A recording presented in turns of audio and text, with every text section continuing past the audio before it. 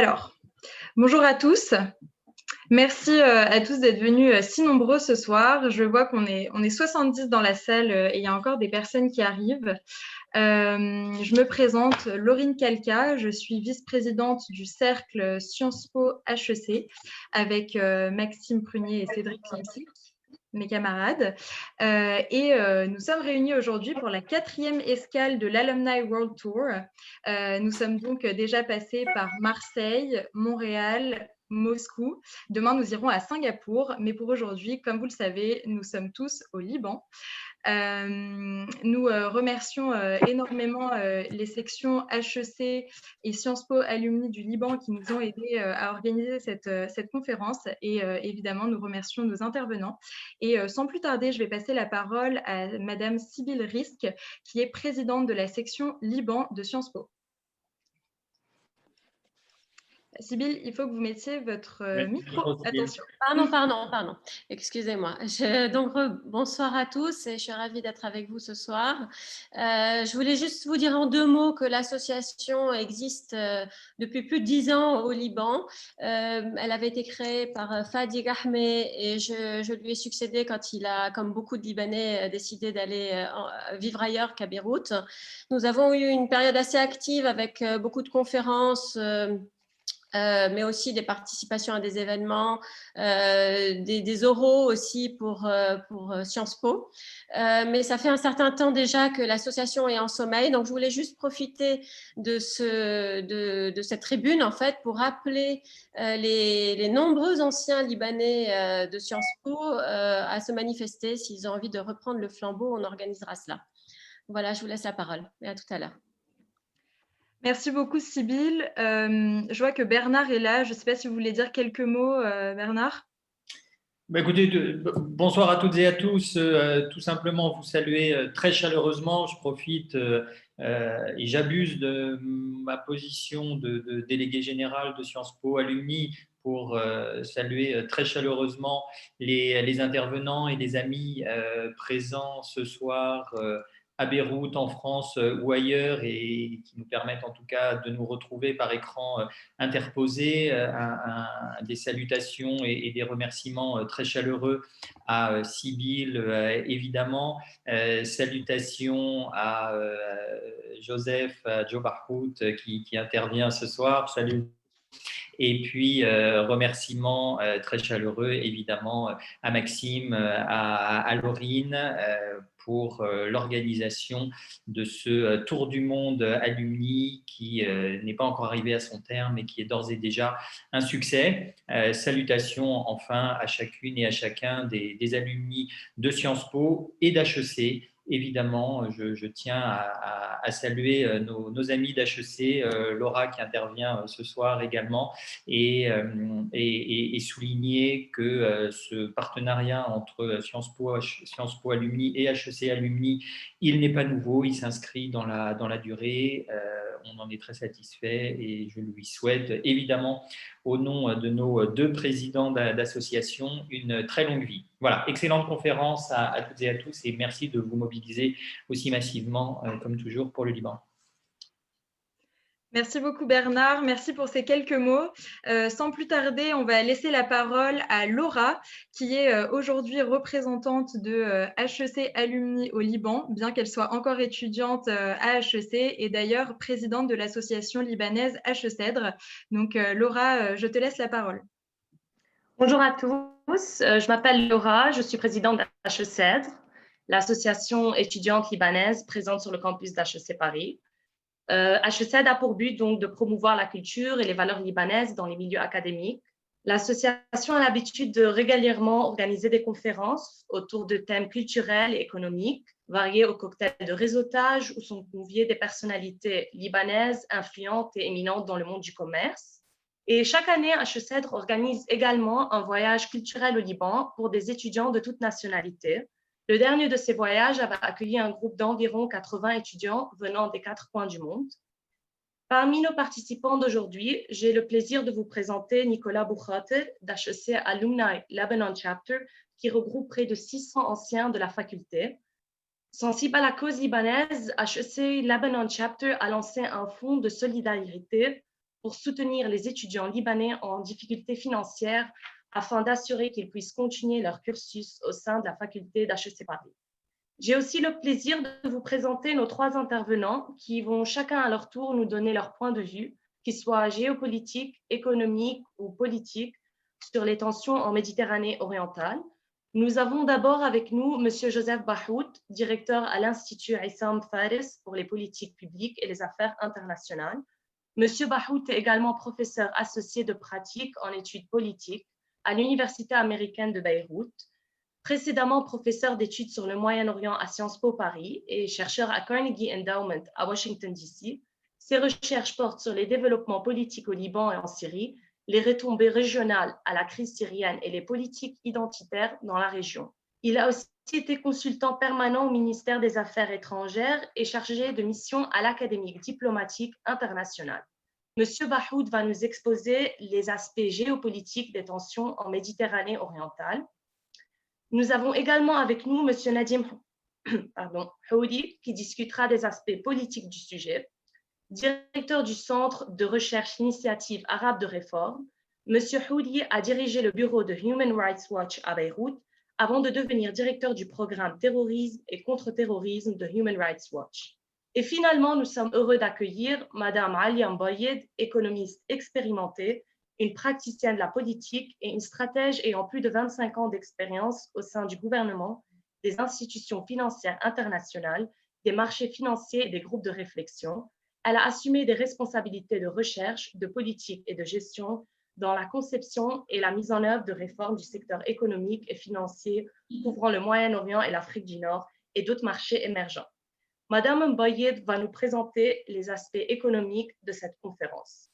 Donc, on va d'abord lancer un sondage, c'est ça, et j'espère que le prochain de nos événements pourra se dérouler en présentiel pour faire plus ample connaissance avec chacun de nos intervenants et auditeurs. Donc, voilà, on lance le sondage. Oui, bien, très bien. Commençons par le sondage et ensuite, Sybille nous présentera, nous contextualisera plus le sujet. Et commencera avec Madame Moubayed. Donc, on va lancer un sondage. N'hésitez pas à y répondre en cliquant sur votre ordinateur ou votre tablette ou votre téléphone. Et l'idée, c'est de recueillir un petit peu vos avis sur ces questions. Je le lance. Vous avez, on va dire, 20-30 secondes pour y répondre. Donc, n'hésitez pas à le faire.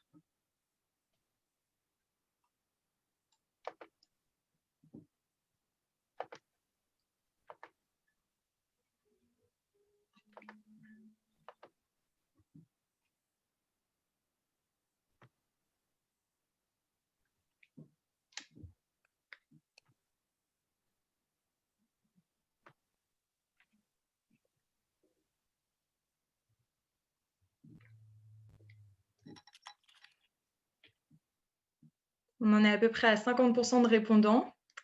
Donc, on va attendre encore un petit peu.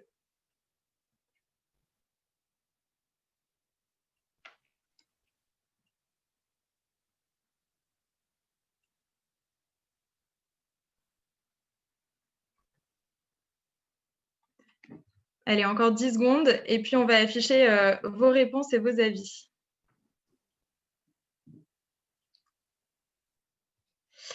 Allons-y. Alors, voyons voir ce que vous pensez de ces questions. Laura, je te laisse donner les réponses et présenter. Donc, les résultats vont s'afficher pour tout le monde. D'accord. Pour la première question, selon vous, quelle première étape devrait prendre le Liban dans son plan de réforme? 47% ont répondu un audit et 31% ont répondu des amendements de la Constitution. Nous avons quand même 10% qui considèrent qu'on devrait plutôt aller vers un État fédéral. Pour la deuxième question, combien de taux distincts de la livre libanaise par rapport au dollar américain pouvons-nous trouver aujourd'hui au Liban? Je peux vous dire que la plupart ont mal répondu pour cette question, avec 36% qui croient qu'on en a 4, alors qu'on en a 6. Je vais vous les citer. C'est bien le taux de chèque bancaire, le taux officiel du gouvernement, le taux de syndicat officiel, le LOLAR, le taux du marché parallèle et le taux du marché parallèle. Donc, la plupart ont dit qu'on n'en a que 4, alors que la bonne réponse était 5. Parfait. Merci beaucoup, Laura et Sybille. On vous laisse la parole. Et merci à tous d'avoir répondu. Bon, moi, j'ai répondu faux, mais je me permets quand même d'introduire le débat. Alors, pourquoi on a fait escale à Beyrouth pour ce Alumni World Tour, qui est une excellente initiative et à laquelle je suis ravie de participer?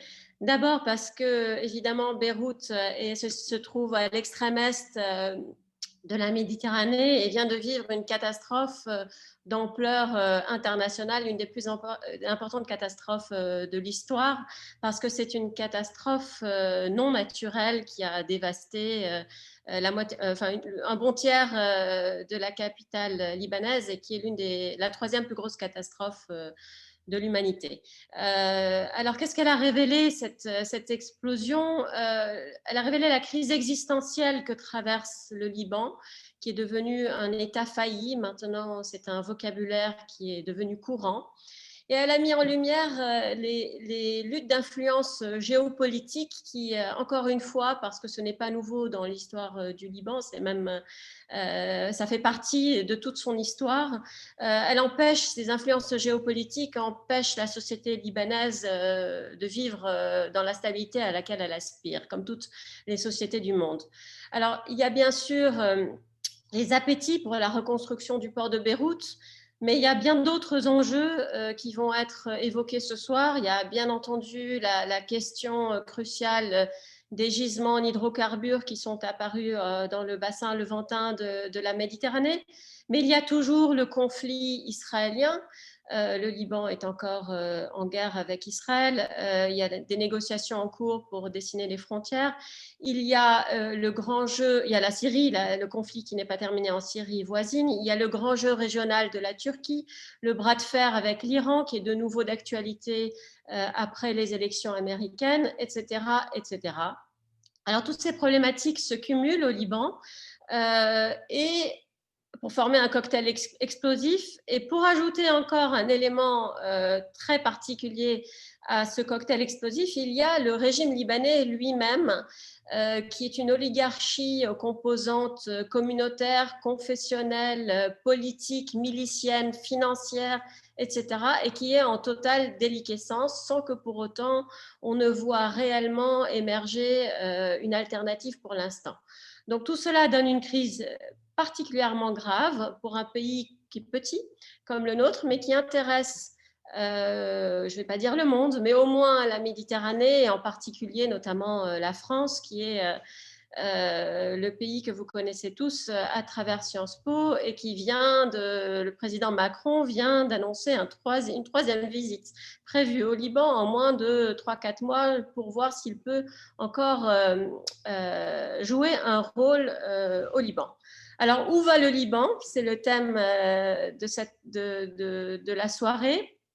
On va commencer par Alia, qui a peut-être répondu juste à la question parce qu'elle est spécialiste des questions économiques et financières. Et Alia, la question à laquelle ce serait intéressant que tu répondes, c'est celle de nous dire en fait dans quelle mesure le pays vit un drame économique et social qui est encore plus grave que cette catastrophe du 4 août qui a mis tous les projecteurs du monde sur le Liban. Pourquoi la situation libanaise est tellement inquiétante et comment ça se fait que les autorités libanaises n'aient pas accepté la main tendue que la communauté internationale est en train à plusieurs reprises de leur tendre, mais qu'ils n'acceptent pas. Est-ce que tu peux commencer par nous expliquer quels sont les scénarios qui se profilent au Liban?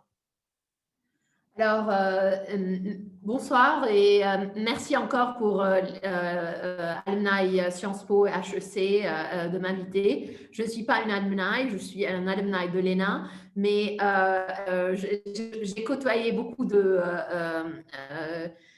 d'entre vous et ça me fait plaisir d'être parmi vous. En tout cas, pour répondre à ta question, Sybille, je dirais la situation n'est pas seulement inquiétante, je dirais elle est catastrophique, elle est dangereuse et encore plus, c'est qu'elle est en train de s'empirer, la situation économique et sociale. Et c'en est le cas essentiellement parce que le Liban est à la croisée d'une multitude de crises. Comme on sait, c'est une crise économique et financière sur laquelle se juxtapose une crise de Covid qui était un choc énorme en plus pour une économie déjà en récession et en crise financière, et à laquelle s'est ajouté le malheureux et le meurtre du 4 août, je dirais même, et qui a ajouté encore plus à la faiblesse et aux blessures d'une économie presque en faillite. Alors, c'est cette conjonction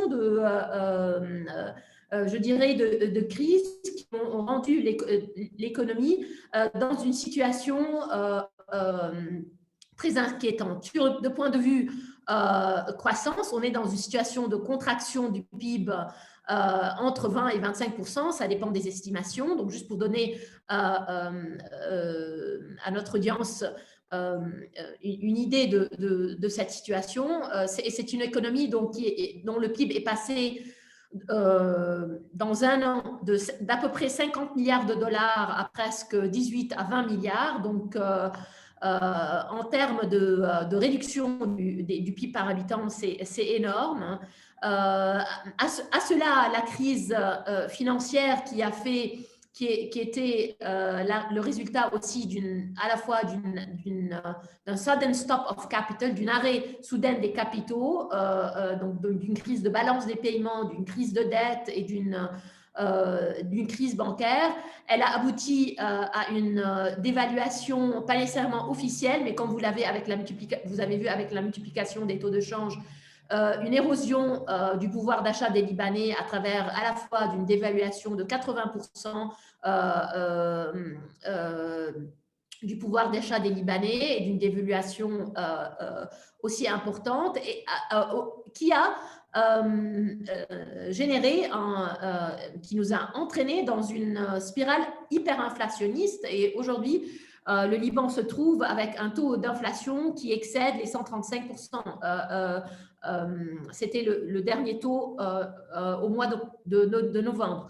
Donc c'est vraiment une crise financière classique. Seulement, l'ampleur de cette crise est unique au monde parce que ce n'est pas seulement une crise de dette, c'est aussi une crise liée à une accumulation des pertes au niveau de la Banque centrale qui s'établissent à plus de 50 milliards de dollars, donc presque à 100% du PIB. Et donc, du coup, ce sont des pertes dans le système financier qui est bien et qui était pendant des décennies, je dirais, le pilier principal de l'économie libanaise, qui ont abouti à son effondrement total et à un bank run et à l'incapacité des Libanais d'accéder à leurs savings dans les banques. Donc, c'est vraiment une crise. Et quand on essaie de comparer cette crise financière à d'autres crises, que ce soit en Grèce, à Chypre, en Islande, même si le contexte et l'environnement économique et social diffèrent, c'est une crise beaucoup plus accrue et c'est pourquoi ça va demander un effort énorme, à la fois d'ajustement interne, fiscal, ajustement, restructuration de la dette du secteur bancaire, mais en même temps un soutien financier extérieur, parce que les besoins en financement du Liban resteront, malgré cet ajustement et cette crise, importants. Donc, on parle chaque année, le Liban aura besoin d'au moins 6 milliards de dollars de financement extérieur, ce qui n'est pas le cas actuellement, et c'est pourquoi j'ai bien dit au début, la situation s'empire. C'est une crise, mais je pense que ce qui a exacerbé et rendu la crise encore plus difficile, c'est l'immobilisme des politiques des autorités publiques. Et je pense aussi bien dans une mauvaise gestion du Covid, de la crise du Covid, c'est l'immobilisme en termes de réponse à une crise financière qui, quand même, le pays basque là-dedans depuis un an.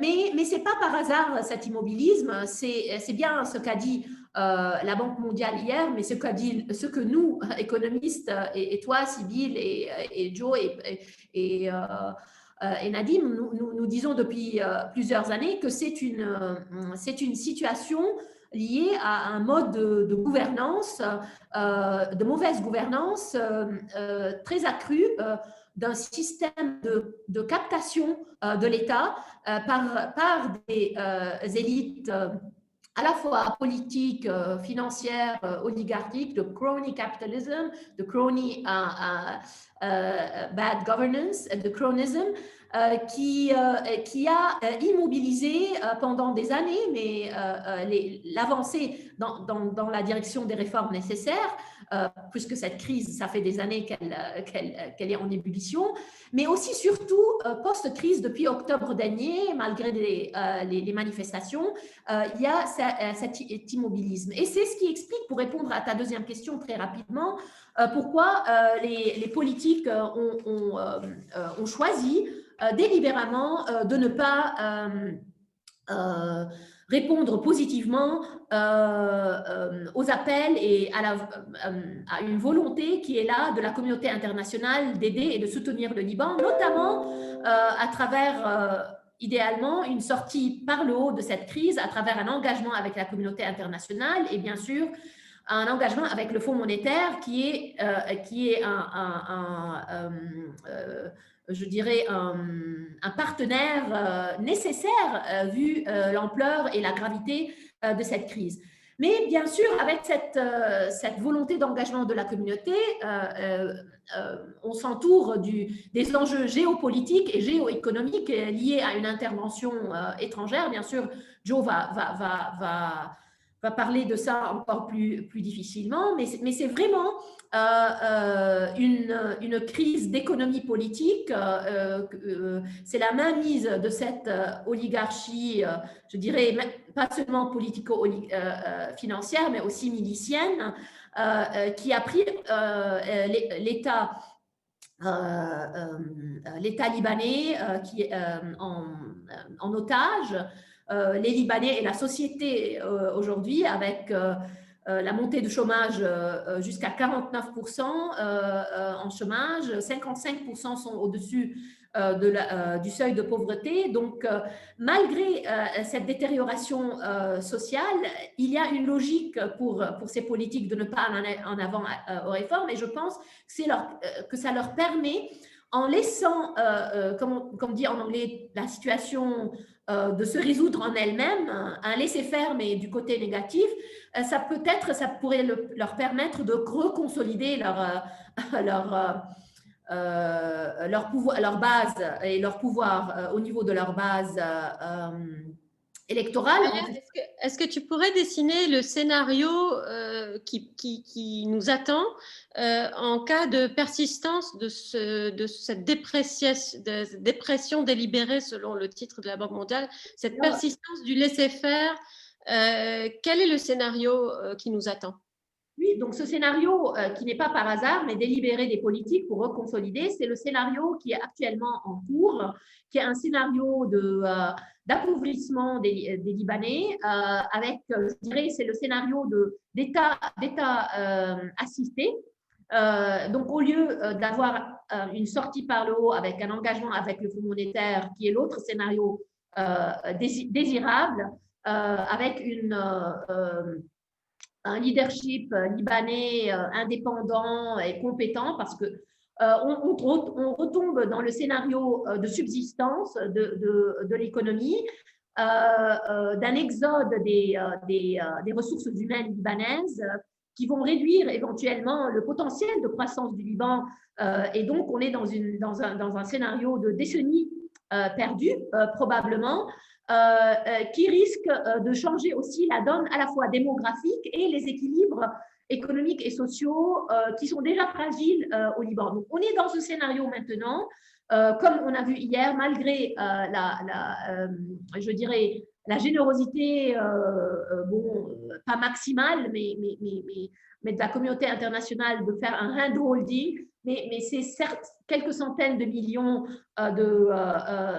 d'aides qui vont garder le Liban sans le total écroulement surtout des institutions de sécurité, que ce soit l'armée ou les forces de sécurité interne, mais qui vont permettre un peu d'injecter des capitaux, pas nécessairement à travers l'État, et c'était clair hier, mais à travers directement aux entreprises et à l'ONG. Le risque, bien sûr, c'est encore une atrophie de l'État et de ses institutions, mais en même temps, c'est un message pour essayer de conditionner le comportement des politiques et des responsables politiques, peut-être graduellement vers le meilleur scénario, qui est ce scénario d'engagement et de programme du fonds et d'un gouvernement de mission, de compétences libanaises, comme il y a beaucoup parmi les Libanais qui sont alumni de HEC ou de Sciences Po ou d'autres, et qui peuvent mettre leurs compétences, leurs networks, leur savoir-faire et leur financement au service du Liban et de l'économie libanaise. Je m'arrête là et on pourra explorer plus en détail à travers les questions-réponses. Merci beaucoup, Alia. Oui, on reviendra parce qu'il y a beaucoup de questions sur les différents scénarios de la désagrégation économique et sociale. Mais on va passer la parole, je vais passer la parole à Joe Bahout sur les aspects géopolitiques de cette crise très complexe que vit le Liban.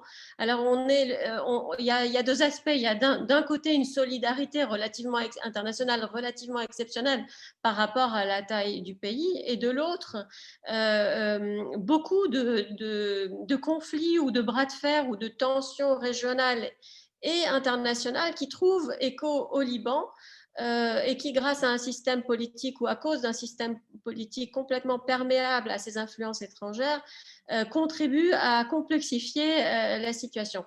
Donc, est-ce que tu peux nous dire quels sont les différentes lignes qui se jouent au Liban, lignes d'influence qui se jouent au Liban, et quelle est l'attitude des différents grands acteurs qui ont un rôle au Liban par rapport à ce scénario catastrophe, certains l'appellent la somalisation du Liban. Quelle est l'attitude de chacune de ces puissances régionales ou internationales?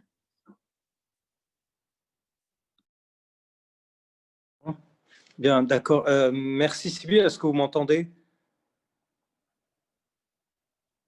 Oui, on t'entend. Oui, d'accord. Merci Sybille, merci pour cette invitation. Merci aux deux cercles d'alumni réunis. Je suis assez touché d'être avec les anciens de Sciences Po, avec les Sciences Po actuels. Je salue Bernard Roule s'il est encore là, et les amis présents à l'écran. Alors, cette question, évidemment, elle est à la fois, je dirais, facile et difficile. Elle est facile parce que ça fait un peu partie des exercices obligés à chaque fois qu'on aborde le Liban, puisque, comme tu l'as dit un peu en introduction, ce petit pays est en même temps un pays important, au moins du fait qu'il est traditionnellement une caisse de résonance et un point de convergence des conflits de la région, et que la faiblesse de ses structures politiques, de son État, fait qu'une grande partie des conflits et des conflictualités et des tensions de la région et parfois du monde se retrouvent sur son sol et se trouvent parfois réglées à travers des acteurs libanais eux-mêmes. Donc c'est une grande partie des conflits dont je vais parler aujourd'hui, ou des tensions dont je vais parler aujourd'hui, sont des tensions anciennes qui, certaines, n'ont jamais été résolus depuis plus de 40-50 ans. D'autres le resteront probablement irrésolus pendant encore des années, mais la plupart prennent aujourd'hui un tour nouveau et c'est peut-être ça qui est intéressant. C'est-à-dire on parle de quelque chose de structurel et d'ancien, mais qui prend des expressions très souvent nouvelles et c'est peut-être aujourd'hui ce qui pèse sur ce pays. Pour les passer en revue, évidemment, je ne vais prendre que les principaux points de friction ou les principaux conflits. On en laissera d'autres de côté. Certains peut-être sont contenus dans les conflits dont je vais parler. Donc, il y a une sorte d'emboîtement. Je partirai du plus ancien, justement, puisqu'on parlait d'ancien. Et tu en as parlé toi-même rapidement, tu l'as cité en tout cas, le conflit que l'on considère en général comme le conflit matrice ou matriciel des autres conflits de la région, qui tend aujourd'hui à être considéré, à mon sens, abusivement et injustement comme marginal ou qui n'est plus central, mais qui le reste encore et on va voir qu'il va redevenir central, à savoir le grand conflit ou la grande question israélo-arabe, israélo-palestinienne. Et ce n'est pas vraiment la même chose, d'autant plus maintenant qu'on voit un découplage entre la question palestinienne et les dynamiques arabes avec Israël. Alors ce grand conflit, évidemment, il a pesé traditionnellement sur le Liban, on le sait bien, sans entrer dans le débat polémique et lui-même conflictuel de savoir si c'est la présence palestinienne qui a été le détonateur de la guerre du Liban ou pas, combien ça a participé, indépendamment de ce débat-là et de cette argutie-là. Le problème palestinien a toujours été un problème, depuis les années 60 en tout cas, constitutif des tensions libanaises. Alors aujourd'hui, on sort d'une période de 4 ans, 3-4 ans, l'ère Trump essentiellement, où on a cru peut-être que ce conflit était en train de devenir pratiquement résiduel ou même inexistant. C'est-à-dire il y a eu cette lubie pendant un moment du deal du siècle que Trump a voulu poser. Il y a eu d'autres avancées, entre guillemets, elles ne sont pas toujours positives, mais qui sont des avancées d'état de fait ou de fait accompli, celle qu'a créée l'administration israélienne depuis des années, à savoir le phagocytage de toute entité possible palestinienne à travers la colonisation, l'annexion, etc. Aujourd'hui, on tourne un peu la page de ces 4 années de trumpisme avec une administration américaine dont on ne sait pas très bien si elle va remettre cette question palestinienne au devant de la scène et sur son agenda politique uniquement verbalement ou si elle va essayer de la reprendre pour faire ce qui a toujours été l'exercice un peu éculé d'ailleurs à Washington, du processus de paix. Alors, indépendamment de cette question aussi, il y a autre chose qui vient de se produire et qui ne va pas probablement s'arrêter en cours de route, même si aussi probablement il ne va pas avoir les effets ravageurs ou dévastateurs ou paradigmatiques énormes tels que certains le pensent peut-être, des normalisations et des convergences entre les États arabes essentiellement du Golfe et Israël, c'est-à-dire pratiquement un divorce ou un laisser-tomber de l'ensemble de la famille arabe, si on peut encore l'appeler comme ça, de la question palestinienne, c'est-à-dire la normalisation des Émirats arabes unis, du Bahreïn, peut-être demain du Qatar, d'autres États et peut-être quelques mois plus tard de l'Arabie saoudite. Alors tout cela fait paradoxalement que non seulement la question palestinienne ne s'éteint pas, mais elle prend peut-être maintenant un autre tour et je crois que ça intéressera le Liban dans les années qui viennent pour plusieurs raisons. D'abord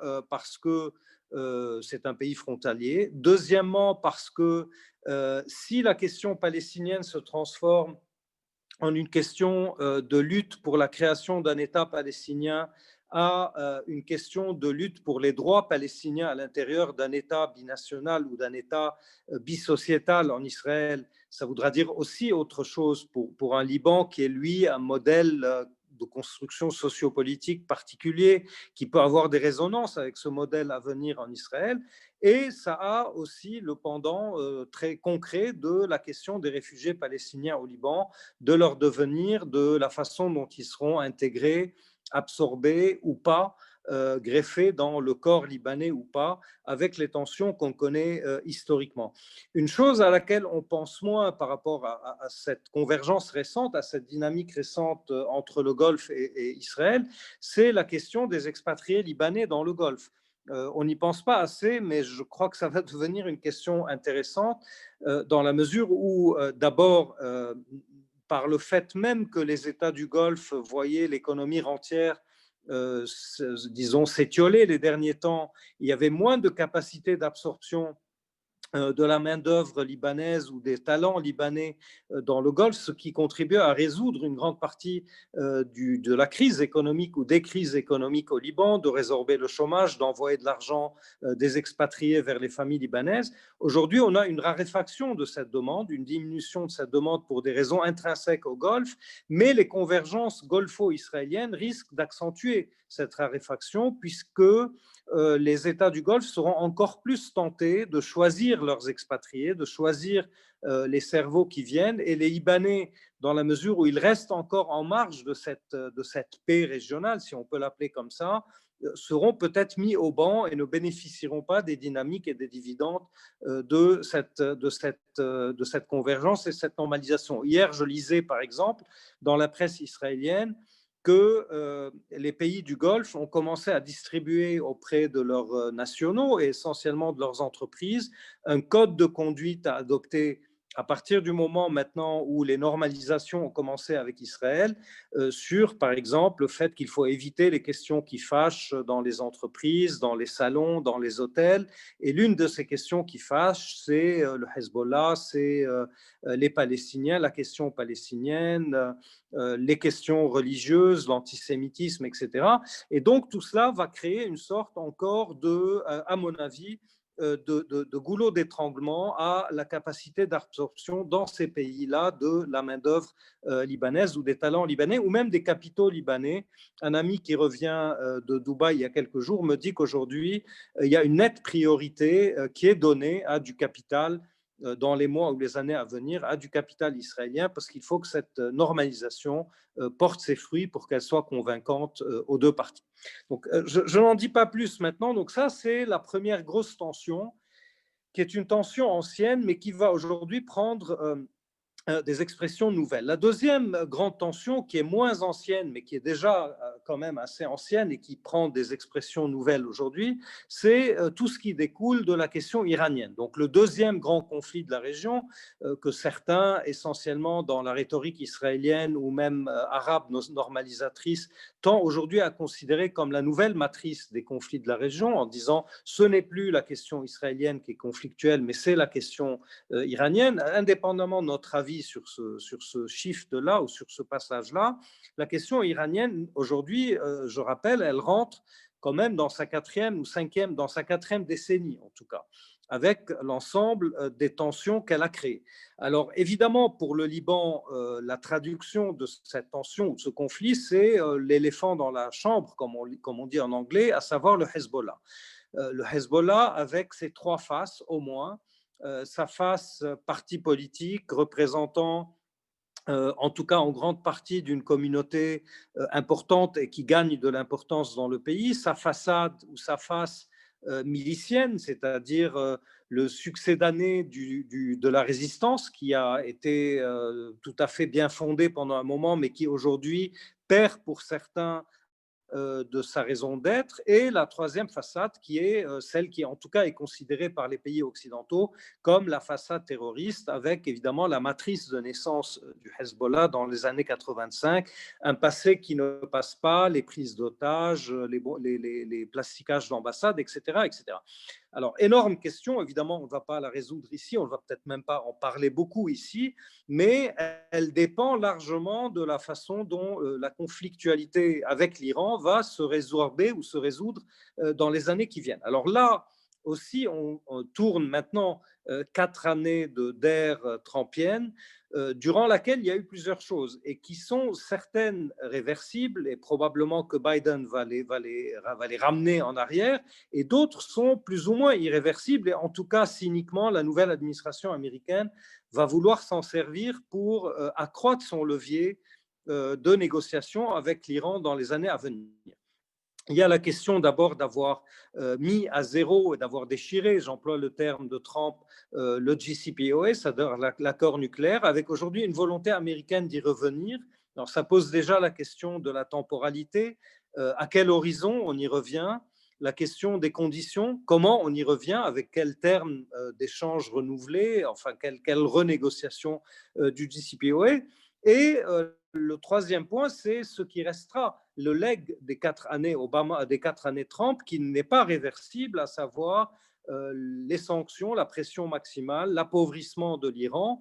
Et là aussi, on retrouve la question du Hezbollah avec un ensemble de sanctions exercées aujourd'hui sur le Liban et exercées sur un cercle politique qui dépasse le cercle du Hezbollah seul, et des sanctions qui sont assez irréversibles, puisque dans le système américain, leur négociation prend du temps, leur adoption se fait selon un certain mode, et leur réversibilité est pratiquement difficile ou quasiment impossible à faire en dehors d'un ordre présidentiel qui viendrait, dans le cas de Biden, alors sanctionner peut-être ou aider en fait une négociation relancée avec l'Iran. Donc on voit mal comment cela se fera, ce qui veut dire que pour au moins un an et demi encore, le Liban va continuer à vivre comme si ce conflit perdurait. Alors évidemment, il y a une période intérimaire, celle qu'on vit actuellement, durant laquelle l'éléphant trampien qui essaye encore de sortir du magasin de porcelaine américain et mondial fait des dégâts. On l'a vu, l'assassinat du savant il y a quelques jours, d'autres questions, des sanctions ici et là, et on ne peut pas exclure d'ici le 22 janvier ou le 20 janvier un acte irréversible aussi, ou un fait accompli lourd de conséquences de la part d'un Trump qui n'admet pas sa défaite, pas seulement au niveau américain, mais au niveau international aussi, et quelque chose qui nous mettrait dans un monde qu'on a du mal aujourd'hui à imaginer. Le bombardement de centrales, la tentative d'assassinat de quelqu'un d'autre en Iran, etc., avec un leg de la nouvelle administration américaine qui sera peut-être difficile à résoudre. Alors tout cela, ça pèse sur le Liban, dans la mesure aujourd'hui, et c'est un débat que les économistes ici connaissent bien, Alia en tout cas, qui pèse sur le Liban, puisqu'une grande partie de ceux qui abordent la question économique continuent encore de diverger sur le fait de savoir si ce sont les sanctions et l'ostracisation du Liban à cause du Hezbollah qui font qu'on est dans cette crise financière structurelle, ou est-ce que la crise est elle-même une donnée libanaise endogène qui n'a rien à voir avec les éléments exogènes? Ces questions-là, elles vont continuer à peser, elles vont continuer à déchirer probablement les experts et les approches autour du Liban. Et en tout cas, aujourd'hui, le résultat net est qu'elle reporte, elle retarde les tentatives de réforme ou les capacités de la classe politique à passer, comme le disait Alia tout à l'heure, de la procrastination meurtrière à un semblant d'action qui arrêterait le cycle de l'effondrement. Le troisième, j'ai pas fini. C'est parce que si tu peux faire rapidement. Je vais essayer d'aller vite. D'accord. Je vais essayer d'aller vite. J'ai dit que j'avais quatre conflictualités ou quatre, donc j'en ai fait deux. Je vais essayer de faire rapidement les deux autres. La troisième, c'est la Syrie. La troisième, c'est évidemment la Syrie. Et là aussi, il y a un paradoxe. Le Liban a constamment, depuis 2010-2011, été donné comme le candidat à disons, l'implosion ou l'explosion du fait du voisinage avec le conflit syrien. Le Liban a démenti ces pronostics-là, heureusement, je dirais. Le paradoxe, c'est qu'aujourd'hui que la crise syrienne est en train de se terminer dans son expression guerrière chaude, si on peut dire, c'est le Liban qui est en train, lui, de basculer dans la crise et peut-être demain dans de la violence. Alors, la crise syrienne, elle pèse au Liban comment? D'abord, elle pèse déjà au niveau humain et démographique, puisqu'il y a sur le territoire libanais quelque chose qui oscille entre 600 000 et 1 million de réfugiés syriens, dont on ne sait pas s'ils rentreront chez eux, et cette question est largement fonction de l'avenir du régime syrien et de son comportement, ce qui nous amène à la deuxième question reliée à la Syrie.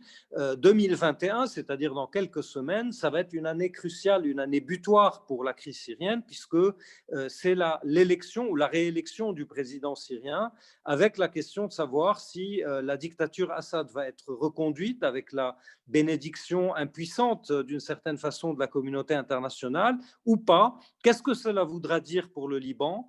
D'abord en termes de réfugiés, en termes de voisinage avec un régime qui a toujours été une source, disons, de problèmes ou de conflits ou de tensions avec le Liban.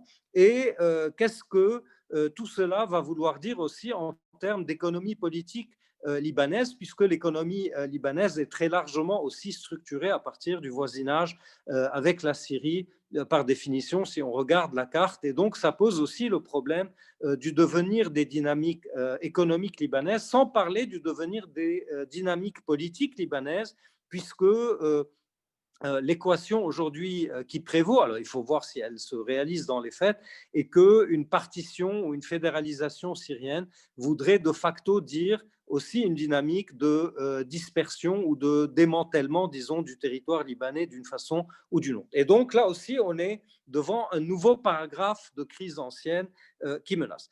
Quatrièmement, et j'essaie de finir sur ça rapidement, c'est le thème qui nous réunit ce soir, c'est les tensions dans la Méditerranée Est. Alors là, c'est vraiment nouveau. Pour le coup, si les autres ont 10 ans, 40 ans ou 70 ans d'âge, cette conflictualité, là, elle est nouvelle.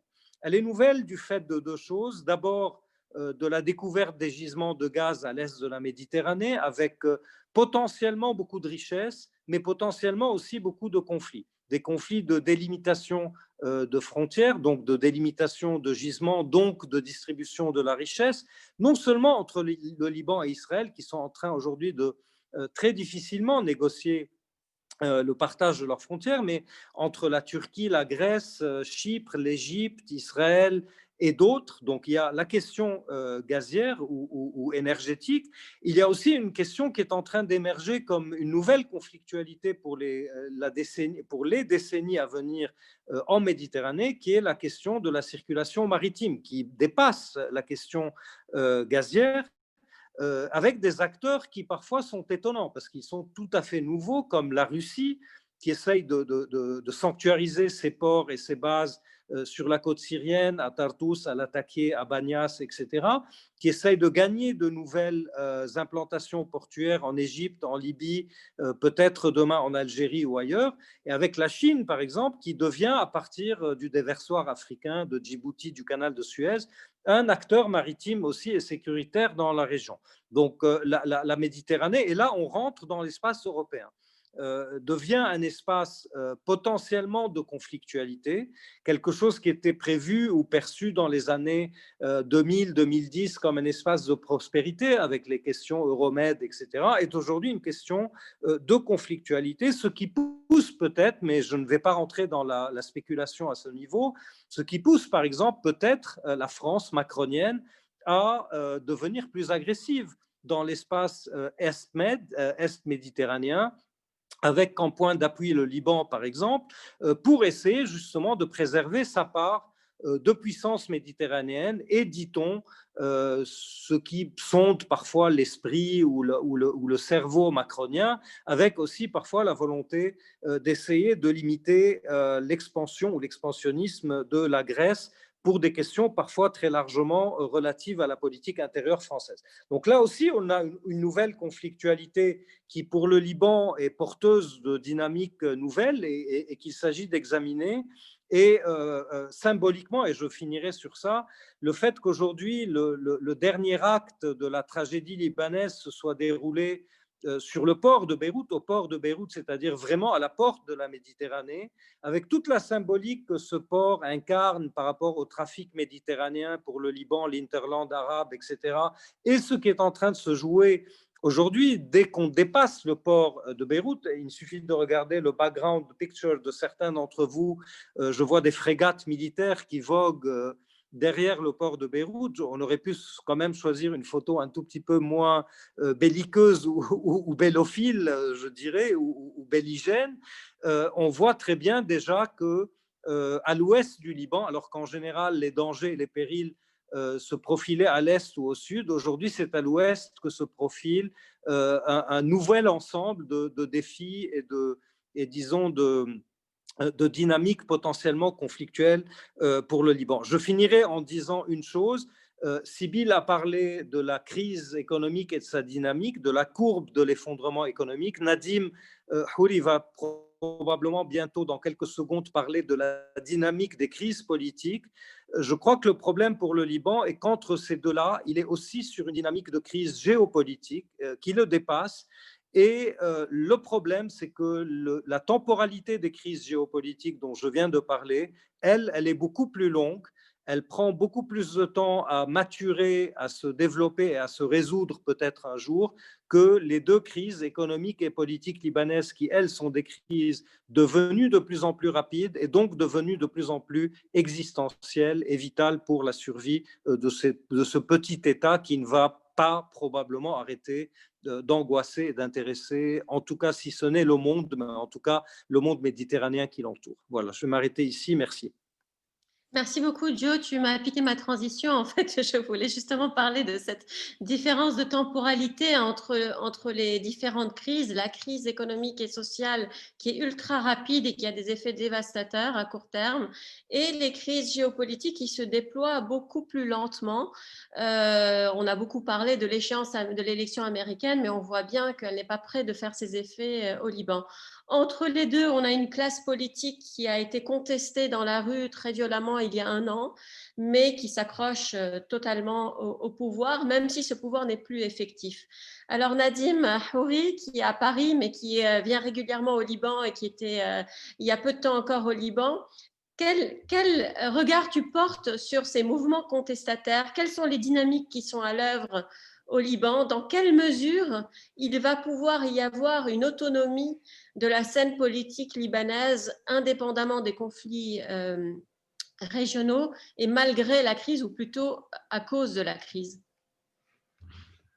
Bonsoir tout le monde, merci beaucoup Sybille. Et c'est compliqué de passer après Alia et Joe, et surtout je pense que le tableau est très lourd, donc j'imagine tout le monde peut-être espère quelques bonnes nouvelles et j'en ai pas trop.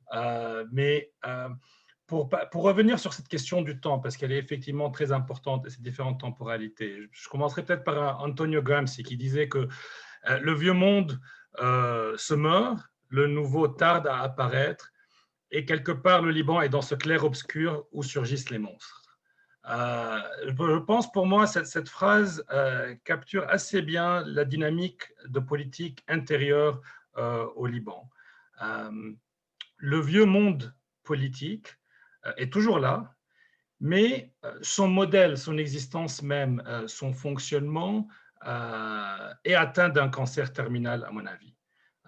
Parce qu'il faut savoir que le modèle politique libanais est venu se figer, il a créé autour de lui un modèle économique. Je pense qu'Ali avait commencé à décrire une espèce de rente, etc. Et ce modèle-là, on ne peut plus le sauver. Ce patient-là va mourir. Donc, ce modèle-là est en train de s'affaiblir, mais, et comme tu l'as bien dit, Sybille, ce système politique n'est pas tombé. Il n'est pas tombé en octobre passé, malgré la crise. Et pourquoi? Parce qu'en fait, et il faut le savoir, le modèle, le vieux monde libanais qui est toujours là avec nous, est quelque part, pour utiliser peut-être une image de la mer, une hydre à deux têtes. C'est-à-dire, c'est un monstre à deux têtes. Il y a une tête qui est un peu cette classe politique sectaire oligarchique, qui a tissé autour d'elle une classe économique. Et l'autre tête, c'est le pouvoir du Hezbollah, qui a ses propres armes, qui existe même à la marge quelque part. Et l'octobre passé, les contestations avaient vraiment, disons, les murailles des politiques traditionnelles ont vraiment commencé à bouger, et quelques-uns plus que d'autres. Et c'est à ce moment-là où, quelque part, le Hezbollah a sauvé le régime. Et cette composition d'une hydre à deux têtes a montré une forme de résilience. Et donc, la structure a tenu. Le vieux monde a tenu, mais ce vieux monde est en train n'arrive plus à gouverner, donc il n'arrive plus à prendre les décisions. Et c'est ce qu'on voit aujourd'hui, donc et ce que la Banque mondiale a décrit cette semaine comme une espèce de voilà, une malveillance délibérée. Hein, on n'arrive pas à prendre des décisions. Et ils ont fait tout ce qu'ils ont toujours voulu faire. Ils attendaient, ils attendaient à un moment donné le gaz. C'est pour ça qu'ils n'ont pas pris de décision. Ils se sont dit, si on trouve du gaz, ça va nous sortir de nos dettes. Le gaz, ils ne l'ont pas trouvé. Ils attendaient une forme de rente géopolitique. Elle ne s'est pas matérialisée. Donc, quelque part, ils n'ont plus de carte. Mais donc, en fait, la dynamique essentielle de leur chute est quelque part la fin du modèle économique libanais. Mais ils ne sont pas finis et quel est leur dernier plan à eux, hein? Je pense que tu avais commencé avec ça, Sybille. Pourquoi ils ne prennent pas les décisions? Je pense que c'est des acteurs quelque part rationnels par rapport à leurs propres décisions et ils se disent, je préfère voir les autres s'affaiblir. Et ils ont une solution de repli. Ils sont chacun un zaïm, hein, c'est des leaders féodaux quelque part, ils ont leur région. Et ils peuvent, dans les anciens réflexes libanais, un peu se replier, faire une forme de gouvernance. Donc ça, c'est un petit peu pour la première partie de l'équation de ce vieux monde, cette dynamique qui continue à s'affaiblir, qui, à mon avis, est en train de mourir, mais qui n'est pas encore tout à fait mort. Et je pense qu'il peut encore perdurer quelques années, même s'il ne peut plus gouverner. Quel est l'autre côté de cette équation? C'est ce nouveau monde auquel beaucoup d'entre nous, et je suis sûr tous les panélistes aujourd'hui, on veut qu'il apparaisse, qu'il naisse, dans lequel on a espéré beaucoup. Et là, je pense l'espoir n'est pas du tout perdu, mais la création de ce nouveau Liban, de cette nouvelle dynamique politique, prend du temps. Prend du temps pour beaucoup de raisons, en partie je pense, relié à des phénomènes économiques et géopolitiques, mais aussi relié même à la structure de la société libanaise, des différentes divisions qui existent, et pas simplement sectaires. Mais en tous les cas, ce qui est très encourageant, c'est que la chose publique et la politique avec un P majuscule sont revenus à la population libanaise. Il y a un réengagement politique important qui se manifeste à maintes niveaux, et notamment chez les jeunes d'une manière très, très importante. Et ça, je pense, ça reste quelque chose qui me donne beaucoup d'espoir. Maintenant, comment va s'organiser? Donc, commençons par comment va s'organiser cette alternative, ce nouveau monde? Les tentatives d'organiser, je dirais, on peut analyser ça à deux niveaux. Il y a un niveau, on peut se dire, bon, elle est où cette alternative? On entend beaucoup de voix dire, elle est où cette alternative? Il est où votre leader alternatif? Quel est le parti politique qui va prendre le pouvoir? Effectivement, pris sur ce créneau-là, on peut dire que l'alternative tarde. Il y a des nouveaux partis politiques, il y a eu des tentatives de rapprochement, de consolidation. Elles n'ont pas encore tout à fait mené, mais dans l'exercice des négociations entre ces nouveaux mouvements, il y a un processus de maturation et une mini-forme de consolidation, même si elle n'est pas encore aboutie, mais elle est là, mais on ne peut pas dire que ce soit, voilà, il n'y a pas un Nelson Mandela, il n'y a pas un African National Congress qui va venir et qui va essayer de remplacer. Ça, c'est si on veut regarder la partie un petit peu et se dire, bon, le Liban, ce nouveau monde tarde. Par contre, si on prend une autre perspective, on voit en fait qu'il y a beaucoup de choses intéressantes qui arrivent au niveau politique, mais ce n'est peut-être pas encore au niveau national, c'est au niveau professionnel, au niveau des étudiants aux universités, au niveau même de ce qu'on dirait en anglais le grassroots, de niveau très, très local. Donc, par exemple, pour vous donner un exemple, les élections professionnelles, que ce soit le barreau de Beyrouth, le syndicat des ingénieurs, qui étaient des espaces où les partis traditionnels étaient toujours très, très dominants, les partis dominants traditionnels sont en train de perdre ces élections. Donc, on a le bâtonnier de Beyrouth aujourd'hui qui est très proche de la contestation populaire. On a le président du syndicat des ingénieurs aussi, qui est aussi quelqu'un de réformiste. Si on prend le mouvement des étudiants au niveau des universités, il y a eu ces derniers mois 4 élections au niveau du corps étudiant des universités. Il faut savoir, pour ceux d'entre vous qui ne sont pas libanais, que les élections étudiantines étaient souvent très politisées au Liban et les partis traditionnels sont très, très présents. Et bien là, on a vu qu'il y a eu des revers, et c'est les indépendances et des nouvelles figures qui sont sorties gagnantes, et même aujourd'hui au niveau des élections de l'Université Saint-Joseph. On voit aussi à un niveau local, et ça aussi c'est très intéressant, des gens issus du milieu d'affaires, des business people qui peut-être traditionnellement, même s'ils n'étaient pas politisés, c'était quelque part positionné sous cet ancrage du système sectaire libanais. Aujourd'hui, parce que ce système ne leur donne plus rien, essayer de s'organiser un petit peu différemment. Pour moi, l'image qui me vient à la tête, pour rester un peu sur cette histoire belliqueuse, c'est une forme de guerrilla warfare pacifique pour réclamer un petit peu de l'espace qui, pendant 30-40 ans, a été dominé par les acteurs sectaires politiques. Donc voilà, on peut imaginer, ces nouveaux mouvements n'ont pas réussi à prendre la forteresse du pouvoir, ils n'ont pas été suffisamment organisés, suffisamment forts, et la forteresse a été peut-être plus forte que ce qu'on a prévu, mais par ailleurs, on est en train de prendre du terrain au niveau des syndicats professionnels, au niveau des étudiants, voilà, à plein d'autres, à des petits espaces au niveau un petit peu du secteur d'affaires, des espaces qui sont en train où ce régime politico-sectaire est en train de perdre. Est-ce que ça va suffire? Voilà. Qu'est-ce qui doit venir comme prochaine étape? On peut espérer, on peut imaginer, et je pense qu'on doit œuvrer à une forme de convergence des luttes et essayer d'accélérer ce processus pour créer de plus en plus de force. Mais après, par quel mécanisme va passer le changement? Et c'est là où je pense qu'il y a aujourd'hui un grand débat qui s'organise et qui autour d'idées de comment on peut y arriver. Et c'est là où même les forces contestataires ne sont pas tout à fait d'accord. Donc pour certains, disons, la première dynamique doit être celle d'affaiblir le Hezbollah. D'accord? Donc pour certaines personnes, le changement passe par un affaiblissement du Hezbollah. On ne sait pas trop comment le faire à un niveau local. Il y avait eu un essai en 2008 qui a fini par des combats dans les rues de Beyrouth que Hezbollah a gagné. Mais beaucoup avaient peut-être misé sur une forme de deal régional qui affaiblirait le Hezbollah. Je ne suis pas de ceux qui y croient, même si je crois que le Hezbollah est un obstacle essentiel aujourd'hui au processus de son changement.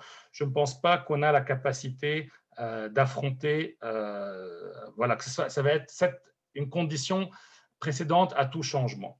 Parce que là aussi, on est sur une question de temps, et je pense que le temps de la chute économique est beaucoup plus rapide que le temps nécessaire pour une confrontation avec le Hezbollah pour essayer qu'il donne ses armes ou qu'il redevienne un acteur politique libanais comme d'autres. Il y a l'autre changement, est-ce que c'est les élections? Est-ce que les élections parlementaires qui devront avoir lieu dans 1 an, dans 2 ans, etc., est-ce qu'on peut imaginer une espèce de raz-de-marée de ces indépendants, etc. Là, je pense que les élections vont être un pas important, mais ce ne sera pas essentiel. Parce que les élections libanaises, même si on doit œuvrer pour qu'elles soient plus indépendantes, plus libres, il y a des clés électorales au Liban, il y a un système électoral, un système de service qui n'est pas encore tout à fait mort. Donc, on peut peut-être espérer que les indépendants, si on arrive à avoir une loi électorale, disons, vraiment proportionnelle, plus ouverte, on peut espérer que les indépendants, ceux qui sont issus, qui veulent un vrai changement au Liban, fassent un meilleur score que les élections de 2018. Mais je ne pense pas qu'on peut imaginer une espèce de raz-de-marée comme ça qui va nous débarrasser de la classe politique. Et je ne pense pas que la classe politique soit prête à cela. Donc, est-ce que vous allez me dire, bon, alors, c'est quoi l'alternative? Je pense que l'alternative va être une forme d'approche hybride. D'accord? Une forme hybride où on a cette espèce de guerrilla warfare, où on va essayer de gratter, il va y avoir une dynamique locale, de reprendre un peu de terrain à ce système sectaire avec des nouvelles formes de solidarité qui s'organisent, avec un rôle de s'organiser, de mieux s'organiser pour contester les élections, toute élection qui se présente, syndicale, au niveau du corps des étudiants, etc., mais aussi potentiellement législative, quand ces élections auront lieu, pour essayer de gratter un petit peu plus et espérer que, voilà, donc ça ne va pas être une chute directe, ça va être une espèce de, j'espère en tous les cas, une dynamique où le vieux monde se meurt et petit à petit, l'alternative commence à prendre forme de différentes manières. Le grand problème dans cette hypothèse, c'est la question de temps. On revient là-dessus et je pense que je vais conclure, c'est parce que ce scénario aurait pu être très plausible si on n'est pas au milieu d'une des plus grandes crises financières et économiques du dernier siècle que n'importe quel pays a fait face. Et ce temps de la crise a une influence sur la politique, parce que beaucoup d'acteurs du changement, de ceux qu'on aurait pu espérer vont un peu porter cette alternative, beaucoup d'entre eux, ceux qui peuvent partir, vont partir. Il y en a qui ont déjà commencé à partir, et moi je pense qu'il y a eu moins de départs que ce dont on craignait, en partie à cause de la crise du Covid-19, donc beaucoup de frontières sont fermées. Et deuxièmement, je pense, Joe parlait de cela, les ports souvent les Libanais partaient vers les pays du Golfe. Les pays du Golfe ont eux-mêmes la crise et sont de moins en moins accueillants pour les Libanais. Donc, mais il y a le temps de la crise économique va peser sur le moment politique. Le scénario à éviter à tout prix, c'est un scénario où l'accélération de la chute économique que Ali a déjà décrit, au fait, paralyse l'action politique.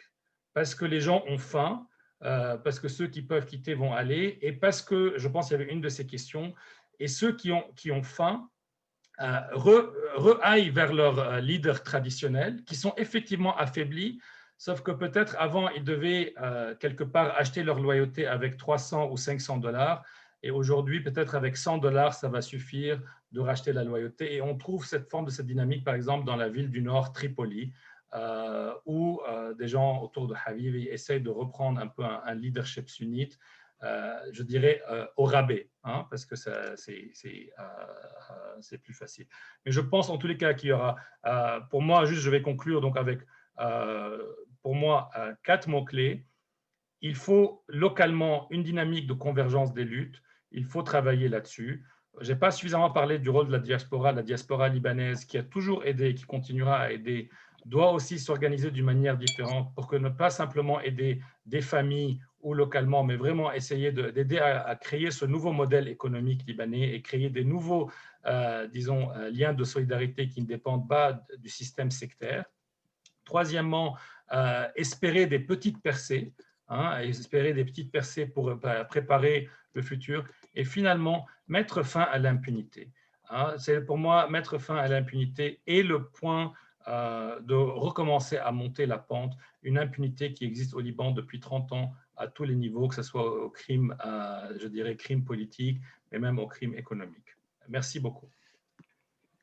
Merci beaucoup Nadim pour cette note optimiste. Merci à tous les trois. On a un peu dépassé notre temps, mais on a 15 minutes de plus. Les organisateurs nous donnent 15 minutes de plus pour pouvoir répondre à vos questions. Donc, je vais commencer par la première, en fait, dans l'ordre d'arrivée, qui est une question d'économie politique. En fait, c'est Emmanuel Bonté. Excusez-moi si je ne prononce pas bien le nom. Comment le pouvoir en place peut-il bénéficier de l'appauvrissement de la population et renforcer ses bases par ce biais? Ça ne devrait pas être le contraire. En fait, je vais un peu élargir cette question et m'adresser à toi, Alia.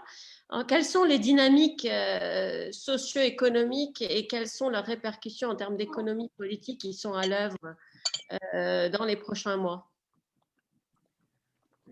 Alors, effectivement, on est déjà en train d'assister à ce système de je dirais, de rachat et de consolidation de loyauté par le biais de l'appauvrissement de la population. Ce qu'on a vu depuis octobre dernier, c'est que les politiques, au moment, quand ils ont commencé à réaliser l'ampleur du problème, se sont retournés à leurs réflexes de temps de guerre. Ce sont des réflexes où les chefs de milice distribuaient des aides et maintenant c'était même pas seulement les chefs de milice d'antan, mais c'est aussi même les nouveaux venus, enfin je dirais les rising stars de la politique libanaise d'après-guerre qui ont adopté ces réflexes, qui achetaient de la nourriture.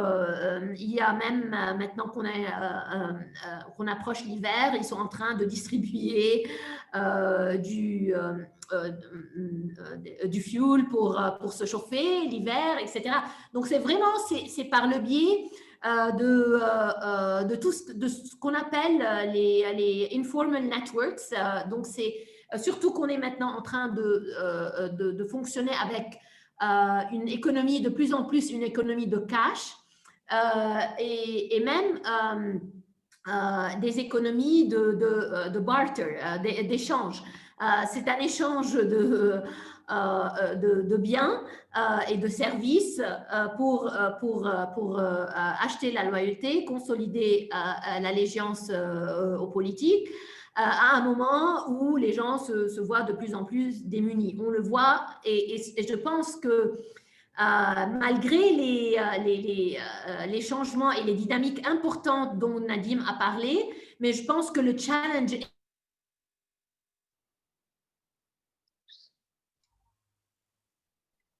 Je pense qu'on a perdu Alia, puisqu'il y a des problèmes de connexion. Oui, mais on peut peut-être passer à la question suivante ou bien… Oui, je vais, en fait, ce que je vais faire, je vous propose de poser plusieurs questions et de donner la parole à chacun à tour de rôle pour y répondre à tout en même temps. Donc, Alia, on te pardon, donc je pensais… Vas-y, Allô? vas-y. Donc, je disais que le rachat de la loyauté, c'est parce que ces politiques, ils avaient, durant l'année, et par faute de ne pas pouvoir passer une loi de contrôle de capital, ils sont arrivés à faire sortir des milliards de dollars à l'étranger. Et du coup, avec l'effondrement de la livre libanaise, maintenant, leur pouvoir de nuisance, je l'appelle, il est beaucoup plus solide. Il est démultiplié par la force le pouvoir d'achat du dollar.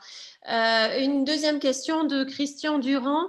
J'ai beaucoup d'amis libanais extrêmement compétents, mais ils sont réticents à venir au Liban à cause de l'organisation politique actuelle dont ils pensent qu'elle empêche toute action. Comment les rassurer? Et je vais mettre une deuxième question en même temps. Sur la question il y a une question sur les changements constitutionnels. Est-ce que le dernier changement de constitution date de 1926? Est-ce qu'il est possible qu'elle soit amendée aujourd'hui en période de tension et de catastrophe? C'est une question d'André Gauthier. C'est une question en fait donc de système politique. Je ne sais pas, Joe, Nadim, qui veut prendre… Oui, je prendrais bien ça. En fait, bon, c'est une question un tout petit peu comme on dit en anglais, de catch-22, c'est-à-dire que la question du changement, d'abord, elle pose la question du changement graduel versus le changement radical, qui a toujours été une problématique au Liban. La deuxième chose, elle pose la question du changement possible sans transformation radicale du rapport de force libanais, c'est-à-dire il faut revenir à l'histoire. La seule fois où le socle constitutionnel du pays s'est transformé, même marginalement, c'est-à-dire après les accords de Taïf, ça fait suite à quand même une guerre civile de 15 ans avec beaucoup d'interventions étrangères et un accord qui au fond reflète non seulement le changement de rapport de force sur la scène libanaise, mais le changement du rapport de force sur la scène régionale. C'est là un peu où les gens, j'ose dire, entre guillemets, comme nous, comme disait Nadim, c'est-à-dire qu'ils souhaitent quand même un changement dans ce pays parce que ce qui se passe est insupportable dans le pays. C'est là un peu, c'est l'impasse dans laquelle on se retrouve. C'est-à-dire que est-ce qu'il est possible de demander aujourd'hui la réouverture d'un chantier constitutionnel alors qu'on sait que les acteurs principaux de ce changement et de ce débat vont être les forces de facto qui tiennent le pays, en fait, par plein de niveaux, essentiellement le Hezbollah et autres. Ça nous renvoie à nous, forces de changement, à paradoxalement s'agripper à ce qui existe parce que ce qui pourrait exister à la place peut être pire. C'est un peu aussi, si vous voulez, le défi des forces de changement. Et je crois que le plan, si on peut dire, que Nadim a proposé, c'est-à-dire la convergence, la gradualisation, essayer de grignoter le système par ces franges ou ces marches fragiles ou faibles est un bon plan. Mais aujourd'hui, je crois qu'il n'y a pas un Libanais réaliste qui dirait ouvrons un chantier de débat constitutionnel pour inventer un nouveau mode de vivre ensemble, puisque les forces que nous représentons, si on peut dire ça comme ça, se retrouveraient prises en sandwich entre, pour être très clair et très rapide ici, ceux qui d'un coup vont demander la partition ou la fédéralisation, d'autres qui vont demander un nouveau partage du système confessionnel ou du système sectaire, comme l'appelle Nadim, et d'autres qui vont peut-être poser des projets qui sont complètement irréalistes, utopistes, etc. Et finalement, dans la relativité, si vous voulez, de la distribution des forces, on se retrouverait un tout petit peu le bec dans l'eau. Donc c'est un peu ça le défi, c'est de trouver un mode de changement qui ne soit pas aujourd'hui qui ne joue pas le jeu ou qui n'accepte pas d'utiliser les outils de la classe politique encore dominante. Je crois que c'est ça aujourd'hui le principal défi. Nadim, il y a une question qui me paraît peut-être être adressée plus à toi. Elle porte sur la possibilité de la création d'un tribunal pénal international pour mettre fin à l'impunité au Liban. C'est une question de Pascal Pelé. Et peut-être qu'en même temps, je joins deux autres questions de Nicolas Boukhater et de Romy Abou Khalil qui portent aussi sur la logique de l'internationalisation de cette crise et du rôle de cette crise de projection de cette crise en dehors de ses frontières, avec Nicolas qui demande les retombées de la faillite de ce système sur l'Europe elle-même, d'un point de vue culturel, économique, migratoire, sécuritaire, etc. Oui, merci Sybille. Bon, merci pour une chance d'élaborer un peu plus sur l'idée de mettre fin à l'impunité. Le problème qu'on a au Liban, c'est que là aussi le mot impasse revient, Joseph l'a utilisé, c'est qu'on a essayé la justice libanaise, jusqu'à maintenant on a souvent touché une impasse, et le Liban a eu l'expérience de ce fameux tribunal international un peu hybride qui a été créé pour Habibi, qui a été une grosse déception et qui a coûté la coquette somme presque 1 milliard, dont 600 millions le Liban a payé, avec à la fin des résultats pas du tout convaincants. Donc que peut-on faire ? Je pense, pour la première fois, la question en fait, c'est assez intéressant parce qu'il faut savoir qu'à la fin de la guerre civile, il y a vraiment eu une amnistie générale, et cette amnistie générale est rentrée dans les esprits et a été la base de cette culture de l'impunité. Ce qui est intéressant, c'est qu'on retrouve que la société, petit à petit, qui avait quelque part fait la paix et accepté ceci, est en train de le remettre en cause. Je ne sais pas comment ça va se traduire concrètement. Est-ce que ça va se traduire par je sais pas moi, des juges libanais qui vont être de plus en plus dangereux, plus en plus courageux, je veux dire. Mais en tous les cas, moi, je ne suis pas du tout convaincu que la solution va être essayer de créer un tribunal international. Par contre, il faut savoir qu'il faut, là aussi, dans ma théorie du guerrilla warfare, de réclamer l'espace, il faut une guerrilla warfare juridique en dehors du Liban contre l'argent qui a été pris par cette classe corrompue. Donc, que ça soit utiliser des lois européennes, des tribunaux européens où la classe politique a mis son argent, même si ça n'aboutit pas, mais venir les déranger, les faire sentir qu'ils ne sont pas les bienvenus. Deuxièmement, une forme de lobby libanais qui viendrait s'accentuer et qui devrait pousser la France, l'Union européenne et d'autres pays de passer des lois, des résolutions, etc., pour, disons, enquêter sur où est passé cet argent, parce que cet argent ne s'est pas envolé, ils l'ont bien mis quelque part. Et il y a eu des précédents sur d'autres pays, ce n'est pas une chose facile, mais c'est tout à fait possible.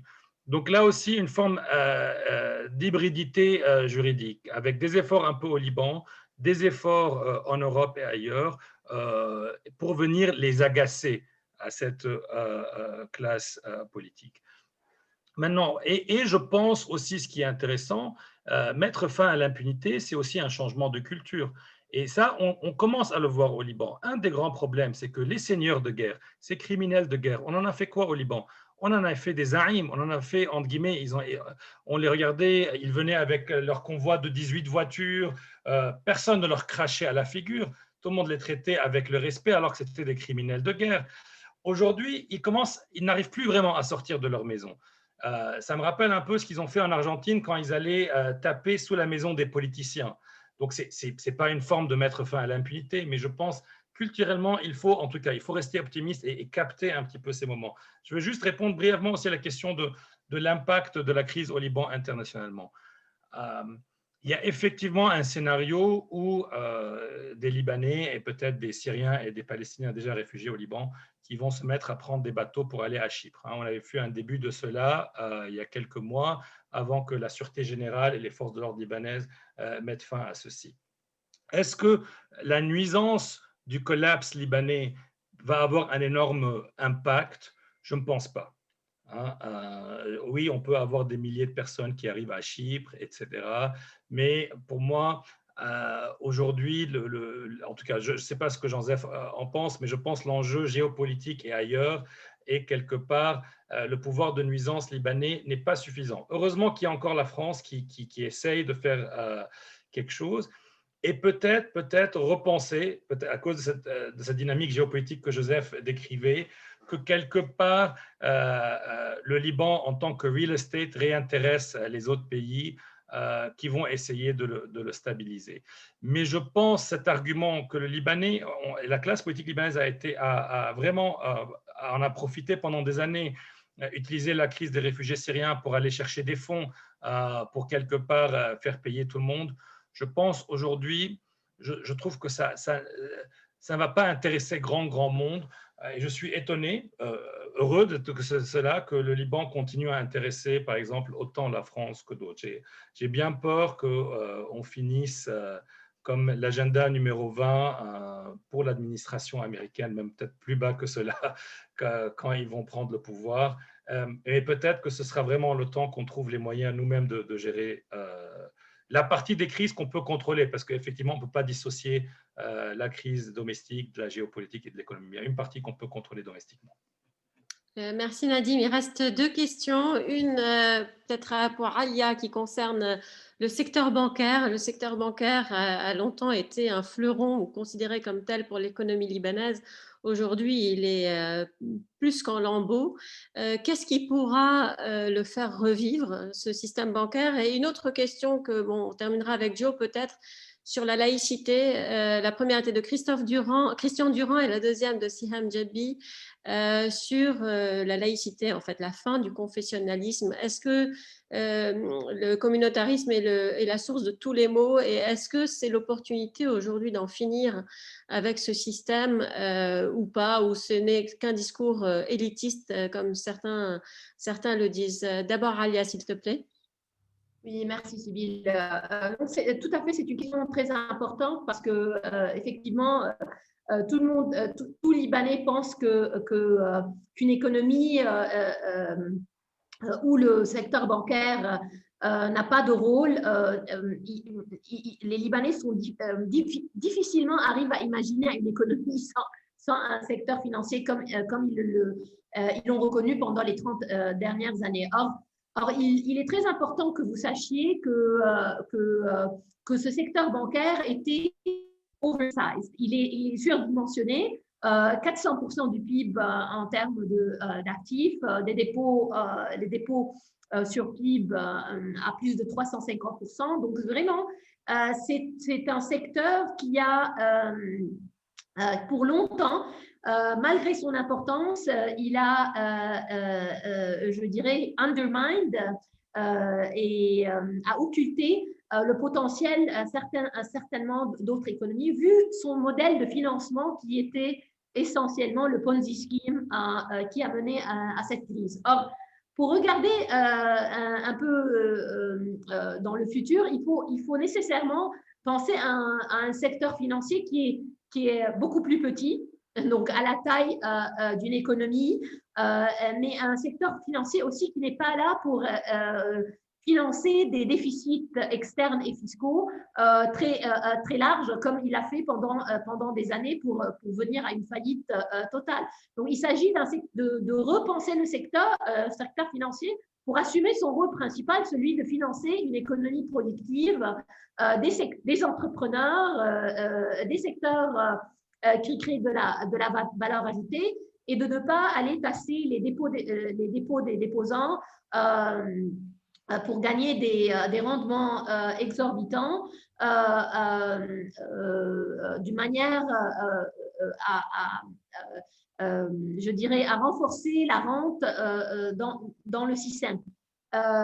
Donc, où commencer? C'est vraiment, ça doit commencer, ça ne peut arriver, la refonte du système financier, et ça relève qu'à travers une approche compréhensive, globale, comprehensive, dans le contexte d'un plan macroéconomique, de stabilisation macroéconomique et de croissance, parce que le secteur bancaire, il est exposé à 70% à la fois à l'État libanais et à la Banque centrale Donc, il s'agit d'un effort de restructuration énorme qu'il faut faire dans le contexte d'un plan d'ajustement fiscal. Or, il y a plusieurs manières de le restructurer, faire un bail-in, surtout qu'il y a une concentration des dépôts, donc ça c'est inévitable. Maintenant, on assiste malheureusement uniquement à la lirafication des dépôts dans cette stratégie dont j'ai parlé de laisser faire pour faire un ajustement qui coûte à la société. Je ne pense pas qu'on peut occulter ça, ça doit faire partie des choix multiples dans le cadre de la restructuration bancaire. On peut penser à un bad bank, good bank, où il y a plusieurs, je dirais, options qu'on peut regarder, mais il s'agit de le restructurer dans le contexte d'un plan macroéconomique et idéalement du contexte d'un programme FMI, parce qu'il s'agit aussi de renégocier la dette sur laquelle le Liban, l'État libanais a fait défaut, qui est détenue aussi en grande partie par ces banques. Et pour cela, on a besoin d'un programme du Fonds monétaire. Hors de ça, je ne vois pas comment on peut repenser un système bancaire qui fonctionne normalement. On sera dans ce scénario dont j'ai parlé, le scénario de subsistance, et où on a des omnibanks, et cela ne permettra pas à la diaspora d'intermédier le financement à travers les banques existantes, au-delà des quelques centaines de dollars qu'ils envoient parfois à leur famille. Merci Alia. Je ne vais pas prendre la dernière question, je suis désolée parce qu'on n'a plus le temps. Joe, s'il te plaît, le plus rapidement possible. Ton micro. Oui, je croyais que tu voulais même plus que je réponde à cette question. Je vais essayer d'être rapide. D'abord, il y a une chose qui est peut-être une des seules choses peut-être lumineuses dans ce qui se passe depuis 1, 2, 3 ou 4 ans au Liban. Et je crois que sur ça, on est tous d'accord, c'est qu'il ne fait presque plus de doute pour grand monde que le système communautaire, non seulement en termes de valeurs, c'est-à-dire dans sa dimension, disons, de éthique ou de valeur ne marche plus, mais qu'il est dysfonctionnel et producteur de crise. Ça, c'est devenu, je crois, évident pour tout le monde. Certains avaient un doute. Aujourd'hui, la démonstration est pratiquement faite. Ayant dit cela, ça ne veut pas dire que le pays est prêt à basculer dans le non-confessionnalisme, la désectarisation, enfin, la déconfessionnalisation, pour ne pas parler de laïcité qui est encore autre chose, parce que souvent, dans la mesure où pratiquement tous ici, on est de culture plus ou moins française et francophone, on a tendance à considérer que la laïcité est le seul modèle déconfessionnalisé d'organisation du social et du politique. C'est très français, ça. Il y a d'autres modèles et d'autres approches, mais ça, c'est un autre débat. Deux choses. Ayant dit cela, il faut savoir aussi que la question de la déconfessionnalisation au Liban, c'est un très vieux serpent de mer.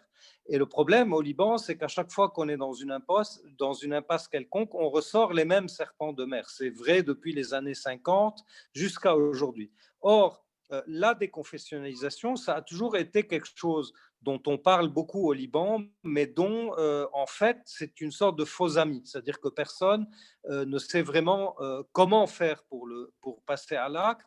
Et deuxièmement, peut-être plus gravement, beaucoup de forces qui brandissent l'anticonfessionnalisme ou la déconfessionnalisation sont elles-mêmes des forces confessionnelles et extrêmement confessionnelles. C'est ce qu'un sociologue libanais que j'aime personnellement beaucoup, Ahmad Baidoun, appelle l'appel confessionnel à la déconfessionnalisation. Ça, c'est un des plus grands pièges, c'est-à-dire c'est vraiment savoir qui parle de cette affaire-là. La deuxième chose sur laquelle on bute à chaque fois, alors sur la première, évidemment, c'est très vulgairement ce qu'on entend par des tactiques de forces confessionnelles qui veulent jouer sur le nombre pour en fait exercer une mainmise sur un pays qui continuera à être confessionnel dans son esprit, sinon dans son texte. Ça, il y a des voies pour échapper à cela. Le deuxième écueil, c'est celui un peu qu'on retrouve avec la pauvreté et l'anémie des forces du changement dont on prétend être nous-mêmes ici, c'est qu'elles n'ont pas encore produit de feuilles de route suffisamment convaincantes pour arriver à une déconfessionnalisation réaliste. Parce que tout le monde sait ici que la déconfessionnalisation, elle ne va pas se décréter par décret. C'est-à-dire qu'on ne va pas se lever un jour en disant « bon, maintenant, on arrête d'être confessionnel, on devient des citoyens et on oublie tout ça ». Ce n'est pas comme ça que ça va marcher. Il y a des voies OIES pour arriver à cela. Et c'est prévu dans la Constitution. C'est ça le plus drôle, c'est que l'article 95 prévoit en fait de créer une déconfessionnalisation progressive et personne, en fait, il n'y a pas un parti au Liban de l'article 95. Et peut-être c'est un peu, j'ajouterai ça au programme de Nadim Houri tout à l'heure, c'est-à-dire qu'il faut dire, ok, très bien, nous on n'invente pas la poudre, il y a un article 95 pour parler des voies nous faisant arriver à la déconfessionnalisation, faisons-le, avec évidemment toute la prudence qui s'impose, parce qu'on sait très bien que ça va se jouer contre nous. Troisième caveat que je mettrai, et je finirai sur ça, c'est qu'on a cette discussion sur la déconfessionnalisation au Liban dans un contexte régional, je reviens à mon sujet ici ce soir, qui n'est pas innocent. On est dans un monde aujourd'hui où les identitarisations, qu'elles soient confessionnelles, linguistiques, ethniques, etc., sont sur le regain, pas sur le déclin. Il y a aujourd'hui des pays qui sont en train d'être dépecés par leurs identités premières, l'Irak, la Syrie, le Yémen peut-être demain, au niveau tribal, au niveau ethnique, la question kurde, la question, etc. D'ailleurs, on ne peut plus aujourd'hui aborder cette question en faisant fi de ce qui se passe autour de nous. C'est-à-dire qu'il va falloir à la fois déconfessionnaliser, mais en même temps prendre en compte le fait qu'il y a aujourd'hui des groupes sociopolitiques dans cette région qui réclament des garanties en tant que groupe. Moi, ça ne me plaît pas parce que je suis citoyen avant tout, mais je suis aussi politologue et sociologue. Je suis obligé de prendre la réalité en ligne de compte et ne pas tirer des plans sur la comète ou parler uniquement aux gens qui pensent comme moi. Je dois gagner une majorité de gens qui pensent aujourd'hui que les façons de s'organiser en groupe, que ce soit communautaire, ethnique ou autre, est une protection dans un monde qui est en train de perdre sa protection, parce que tout simplement, ce qui protège en général, à savoir l'État, avec E majuscule, est quelque chose qui est très largement démonétisé dans cette région du monde. Donc voilà un peu, si vous voulez, les différents éléments de cette question. Il ne suffit pas, comme dirait l'autre étant pas n'importe qui, le général de Gaulle, de sauter chaque matin comme un cabri en criant, lui parler de l'Europe, en criant déconfessionnalisons, déconfessionnalisons, pour que la déconfessionnalisation soit un état de fait. Il faut travailler là-dessus, il faut trouver les voies pour y arriver, et il faut rassurer ceux qui en ont peur pour des raisons qui sont somme toute légitimes les concernant. Merci. Je ne sais pas si on a encore un peu de temps pour Nadim, Laurine, ou on clôt les... tu peux me dire? Oui, alors je pense qu'il vaudrait mieux conclure parce qu'on a déjà pas mal de minutes de retard. Mais en tout cas, merci beaucoup. Merci pour vos interventions. Merci à Nadim Houri, merci à Joseph Barout et merci à Alia Moubayed pour cette conférence absolument passionnante. Merci également à Sybille Risque pour cette modération de qualité et à Laura, Tom et HECEDRE pour les présentations du début. Merci également à Nicolas Boucater de HEC Alumni, à Cyril Hebdo de HECEDRE pour l'organisation et évidemment à Bernard Elroul et à toute l'équipe de Sciences Po et HEC Alumni. Et enfin, merci à mes camarades du cercle pour l'aide à l'organisation. Merci à tous ceux qui ont participé. Nous espérons vous retrouver demain pour la dernière étape de l'Alumni World Tour. Et écoutez, je vous souhaite une bonne soirée à tous. Merci encore.